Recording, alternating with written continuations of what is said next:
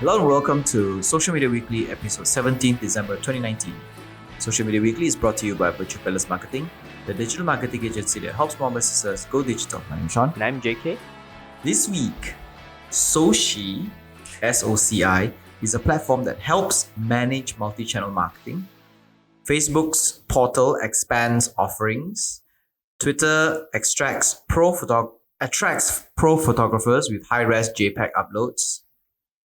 Yubo raises $12.3 million funding. Facebook Messenger adds Star Wars stickers and face filters. Instagram improves flagging of potentially harmful contents. And YouTube tightens policies on harassment. Back to our stories. Soci, spelled S-O-C-I, is a platform that helps manage multi-channel marketing. CEO of the company, Afif Khoury, said that we are in the middle of the third wave of social, where people are shifting back to local and more intimate interactions. Soci is a platform that streamlines all personal connection between brand and audiences, so brands can do everything under one umbrella. While they have 40 different APIs where businesses interact with customers, Facebook remains the most prominent. The company started in 2012 and raised around $30 million in total funding. They just raised another $12 million in Series C funding. Okay. So you know how back in the days when we used to have like one social media platform, one platform to manage all of social media? Something like Loomly, but the old version one, is it? In a way, it's kind of like how we used to have this thing called Hootsuite. Yeah, later.com, Hootsuite, this one, is it? Yeah, where we used to manage all of the social media's communications without any problems. So, Soci says that they are doing this thing. They have a platform, something like Later and something like Loomly, but their focus is not in content creation. Their focus is in communication. So more like CRM, customer relationship management. Yes, and it manages messaging. Okay, back and forth messaging. It turns comments into messages and replies to all the comments. So it's focused on that form because they believe that third wave of social. They believe that people are moving into more intimate interactions as compared to engaging with content. Of course, they still consume content, but the communication that they think brands should focus on should be the two-way communication, the messaging, the PMs, the DMs, the comments. Yep, agree. So those are more like personalized one, like PM, DM. Yep. Okay, so means to say like now the trend is people are moving towards PM more. Yes. Okay, all right. Yep. And what Soci is trying to do is trying to connect all the social media platforms, everything from, because every social media platform has a messaging tool, right? Facebook, Instagram, Snapchat, YouTube has a messaging tool. Even WhatsApp Business, Facebook Messenger, chatbots and everything, they're all messaging tools. So this company believes that by focusing on the messaging part of all the social media platforms, that is what brands should invest in. Yeah, I think should also, because nowadays people rarely call to ask. People rather they just drop message and they just ask things via text. Just asking via text. Like it's good for customer service as well, right? Especially in Twitter and everything. And people don't post things in public because all the bullies and all the trolls are, it's they don't want to attract all these bad, unwanted publicity. Yeah, bad crowd. So but they still want to communicate with the brands in the sense that they want to make their complaints or they want to ask why is this working or that not working. So instead of going public, they go private. Okay, got it. So, but then let's say you're Soci and then I'm a customer, and then if I were to submit a message, let's say I DM drop to your Facebook page, and you receive in Soci's platform. Yes. As once you replied me, I will receive it in Facebook Messenger's platform. Okay, but then the format you see is completely different from Facebook Messenger. Well, it's I guess it's more streamlined in the sense of it's just a question and answer kind of thing. So they're pushing text back and forth. Okay. Not so much as the context. Maybe links will be included as well. Okay. But I don't think it'll be much of an issue. But I guess the issue comes from obtaining permission from these third party, correct. from the social media companies, because privacy is a big thing now, right? And because of all this privacy stuff, obtaining APIs to connect a third party company and the social media company will be a bit more difficult. Correct. So meaning you say all these third party apps such as Loomly, later Hootsuite and Soshi, they are all fighting for the rights to get the third party. I mean the Facebook Messenger, let's say Facebook, to connect them. Yep. Okay. But I wouldn't think the problem with Loomly and Later will be very big, because Loomly and Later is a posting platform where it's a one-way communication, in a sense that I create the content and I just post over. So let's say Facebook is just receiving information. But when it comes to something like Soshi, it's a two-way communication, because it's a back and forth. Like, you will reply to my comment on Facebook Messenger, and I see it in Soshi, and I reply back to you in Soshi, and you receive it in Facebook Messenger. That two-way communication will be a little bit of can start a little bit of privacy. Yeah, because it cannot be decrypted. It needs to copy paste. Yes, it cannot be decrypted and re-encrypted. It will be more difficult for platforms like WhatsApp, where the end-to-end encryption is there. And if they enable end-to-end encryption on Facebook Messenger and Instagram, that'll be an issue for Soshi as well. Correct. So we will see if this platform really takes off. Yep, correct. But it's a good idea. It is a good idea, actually. Like, for example, if we handle so many marketing channels, right, communication, it'd be so easy to have just one platform. Correct. I will pay for it. Yeah, man. All right, next up, Facebook's Portal expands offering. Their video calling devices or Portal now work even with WhatsApp accounts. This is an expansion that includes people who do not have Facebook accounts. On top of that, it will start rolling out support for Workplace and a number of new streaming services like Amazon Prime Video, Sing TV, and others. The Portal is moving away from just being a video calling device to being a home entertainment system. Their login with WhatsApp opens the portal to over 1.5 billion monthly users, where some do not have Facebook accounts.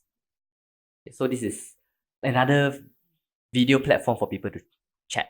Yeah, just as a recap, right? The Portal is like kind of like a Google Assistant, like a Google Home and an Amazon Echo. It's like it's like a voice assistant and a speaker put at home. But the Portal also includes a screen. So initially, it started off as a device where people can video chat. They can video call each other from home with a screen.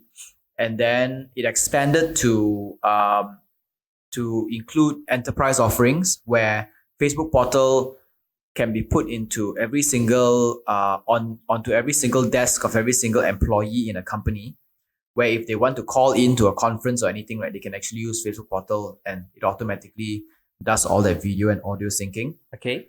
And now what it's saying is it's also starting to work with WhatsApp accounts, because it believes that there are, out of the 1.5 billion WhatsApp users, there are actually quite a lot of people who do not have Facebook accounts. They do not wish to have Facebook accounts. Yeah, they do not wish to have Facebook accounts. But I think what they're doing is they're making Portal a lot more accessible to people who don't have Facebook accounts. But from where I see is, if people do not want to have Facebook accounts, there's always a reason, right? And the reason could be that privacy issue. And if I have a privacy concern against Facebook, the last thing I want is to have a video and audio recording device at home that is owned by Facebook. And record everything you have. In screen mode. Exactly. So I don't think that's gonna do much. But well, Facebook, if it makes you happy. Yeah, just open the Portal, right? Yeah, just open a Portal if it makes you happy. Who cares? Right, next up, Twitter. Next up, Twitter attracts pro photographers with high-res JPEG uploads. If you're a pro photographer who likes to share high-resolution photos on social media, you'll be interested in this. See, the problem with social media is all the high-resolution photos are all being compressed today. Facebook, Instagram, all the social media, even Snapchat, even print. Well, Pinterest, I think they still have high-res, but Pinterest is not as widely used. Okay. But Twitter says now that it will retain the high-quality JPEG files you upload instead of compressing them and turning them blurry. Of course, the thumbnails that is automatically generated will still be compressed. But once users click into the image, they will see it in almost full quality, which is the best most can expect Like from. how many percentage? 80, 90? No, I think it says that almost means it's like 90 over or almost wow. 100% Okay. full quality. And if you're shooting on a 4000 by 4000 pixel kind of image on, let's say, 20 over megapixels, you will get almost all of it Okay, got when it. you upload it to Twitter. So this is actually a big move for Twitter because Twitter has always been known for text sharing format. Now they're hopping to image. Yeah, but they've been trying to hop into image, but they cannot compete with other social media platforms. Just by simply doing this, I think they can win all. Yeah, They for can all bring the back professional premium level photographers. premium level photographers, they can actually share these things now so much better. Which means our download will be very high for Twitter. It or will even scrolling. It will be well. The scrolling will not, because thumbnails will still be compressed. Okay. So what you see in the thumbnail will still be compressed. But once you click into the image that you want to see, then you are actually downloading the visual of the entire thing, not the entire file as it is, but just the visual of it. Okay, but how small is a thumbnail? like now we do like it's like thumbnails. I think is about a few hundred pixels by a few hundred pixels. I think about 300 pixels by 250 and or 150. it will fit how wide the screen? Like just like mobile device usually 25% of the screen now. The thumbnail. Depending on whether it's a landscape or a vertical. Okay. If it's a vertical, it will fit most of the screen along with your entire card, which is your caption itself and your foot and everything like that. But if it's a horizontal, then it will be longer, then it will be wider, which means that it will fit less of the screen. Wow. Okay. But this is thumbnail I'm talking about. Thumbnail is thumbnail, right? So thumbnail will still be compressed. But the one that is really uncompressed is the one where you click in and see the whole thing. That one, you will still see it as it is, but when you actually pinch the zoom, you can zoom all the way in and you can see all the detail without it being blurry. Okay. All right. It will not completely expand into the full size and then you can see like 2 pixels in your phone screen. No, it doesn't work like that. You still have to pinch to zoom. And zoom in and see. Yes. Okay. And then Twitter said also that it will remove all EXIF data, which is actually the part of images that shows all your details about how the image was shot and where it was taken and when it was taken. And when it was modified. Yeah, and this is more for security purposes and privacy purposes, which I think it's a good move by Twitter. Yep. This is for viewing platform. Yeah, just for viewing platform. All right. Okay. Right. Next up for ads. This episode of Social Media Weekly is brought to you by Chop Tiang Bee Cafe at the heart of Melaka, Malaysia. Chop Tiang Bee serves authentic Nyonya and fusion cuisine and is located at Jonker Street, just 5 minutes walk from the famous Red Square and A Formosa in Melaka City. Their most iconic dishes include the curry laksa and nasi lemak. Also equally impressive are their range of homemade cakes like the carrot cake which uses pineapple instead of raisins, and the Onde cheesecake, which is a must try. If you are heading to Chop Tiang Bee, be sure to get 10% off your entire receipt with promo code CTB10. That's promo code CTB10. It's Christmas next week, and if you still haven't gotten a place to have to host your dinner with family and friends yet, and if you're planning to head down to Malacca City, use CTB10 and claim 10% off of every single thing that they have in your single receipt. Yep. And make sure to book fast because I heard the booking has been quite fully filled. I think they only have 3 or 4 family-sized tables. Most of the tables are smaller, small dining. So big tables, there's not a lot going on. And there is a loft area where they can convert into a private dining space if you can book the whole place. We've checked out the decor and it's quite amazing. They do really some set up nicely. Yeah, set up quite nicely. They do a lot of private events as well. So it's all ready for the best Christmas you can give to your families and friends. Yep. Well done, Neddy. Amazing. Next up in the story, Yubo raises $12.3 million funding. We briefly talked about this French social media startup. I think it was earlier this year or sometime last year. I don't remember. It was quite vague, but we did talk about it before. But here's the recap anyway. Yubo is a social media app for young people under 25. It is not focused on likes and followers, rather conversations and communities. Key functions include starting communities, text, voice, and video chats, and also live streams. They've also experimented on game streaming. There hasn't been talk of monetization methods just yet. We don't know how will Yubo monetize the younger crowd because there is so much regulations against monetizing the younger crowd. But if you talk about, let's say, selling stickers, most of them will not have credit cards, right? So you can't buy stickers. If you talk about ads, well, I guess ads will still be the first layer of it, maybe. Yeah, correct. Maybe like the first stage, at least. The first stage. And I don't know what else they can do by monetizing. But in any case, Yubo is one of many social media platforms that are sprouting out lately. And they are focused on privacy, they're focused on communication, focused on building communities, something that a lot of people that has had troubles with the major social media platforms.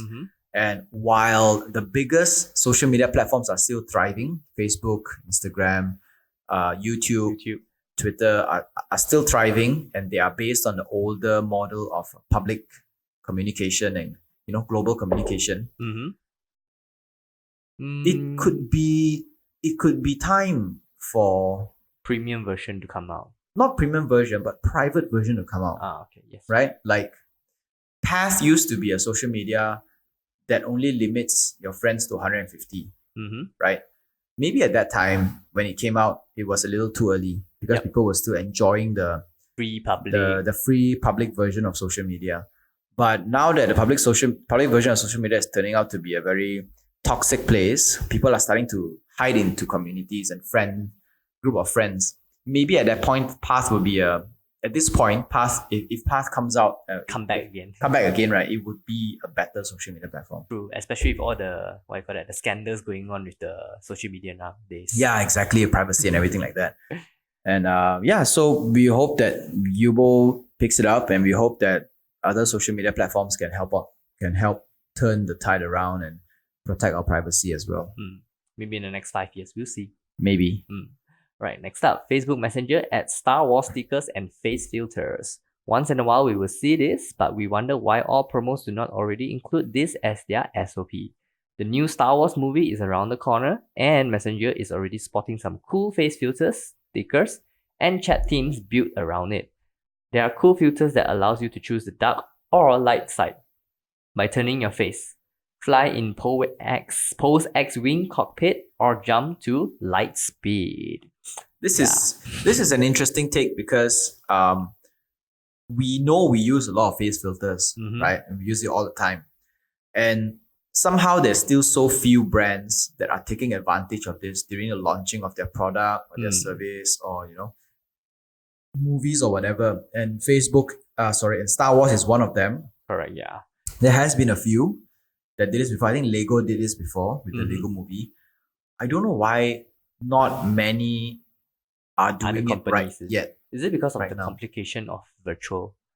Like harder to augment it? It's not super complicated because, like, for example, you see now Instagram has a ton of all these face filters created by people, right? Just the general public. And there is a certain template that we can use to start up. So we use that template and then we build up on the template. It's not particularly difficult.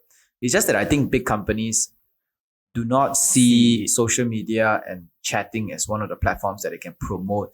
And they would rather spend hundreds of thousands on billboards, and magazines, billboards, magazines, things events, they're comfortable with, rather than going into these kind of methods. New generation method, Yeah, I mean, you can imagine like let's say Frozen 2 would come out with like filters or exactly, because you see, Frozen is all about the kids, right? And the target audience are young people, and if they were to do like Star Wars is catered to old people of all, and old people hardly use a lot of face filters. It's the millennials and the Gen Zs that use a lot of face filters. Yep. And I would expect movies like Frozen to be more engaged in these than something like Star Wars. True, yeah.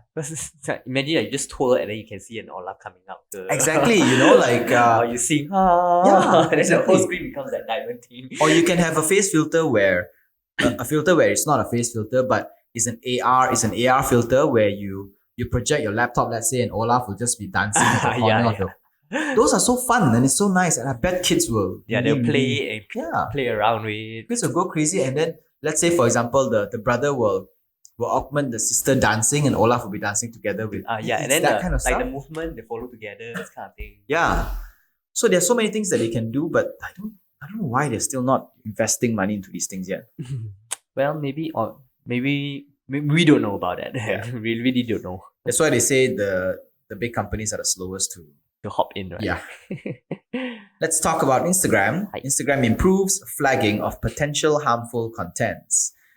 The comments. Mhm. The company applied a first layer of notice when it detected someone writing comments that can be harmful or bully someone else. That was earlier this year. This notice will appear after that person has written the comment, but before posting. Instagram compares what is written against a repository of comments that have been reported for bullying or causing harm before, and then they actually put a kind of like a notice to you, and they say something like, they will ask you if you're damn sure you want to Post this. post this anyway. But let's say if you do post it, it will actually now include a footnote by Instagram that says, quote, "This caption looks similar to others that have been reported." It doesn't specifically say that this caption may be harmful or may contain Violence. that kind of thing. bullying content or whatever, but it just says that it has been reported before for whatever reason, right? Instagram says that this move will not only help reduce online bullying, but also educate users about comments that can harm someone. So Instagram is not preventing us from making posts like this, maybe because it feels like it does not want to determine whether we can or cannot do, and become like hold an iron claw to it. That means we still get to decide. But the person who receives that comment can either choose to delete the comment, Have a second thought. mute the person, or unfollow that person. So it is the responsibility of the recipient to choose what control They allow themselves. they will allow to either get through or don't get through. Yeah, true. So it's like going to a bar and going to a club. That it's your responsibility. You really know that the bar club is going to be a place going to be drunk people. Yeah. So it's Yeah. your So- choice to whether to step in Yeah. or not. Yeah. And I think recently, just quite recently, about last year, our common friend had an issue with this, where they posted something on Facebook, and then a common friend actually posted kind of like an uncool comment follow up to it, and because of that, this other person saw the post and got offended by the post because this post comment was directed to that person. So this person who received this harmful comment actually went to the owner of the post and said that it is your fault for allowing this person to give that comment out. Okay. So it is at this kind of stage, right? So it is, where does the responsibility lie? Is it in the person who created the thread, the post itself, or the person who commented something negative on the post? Because the person who created the post can delete that comment, or the person who comment can actually not post that comment in the first place. Yeah. Right?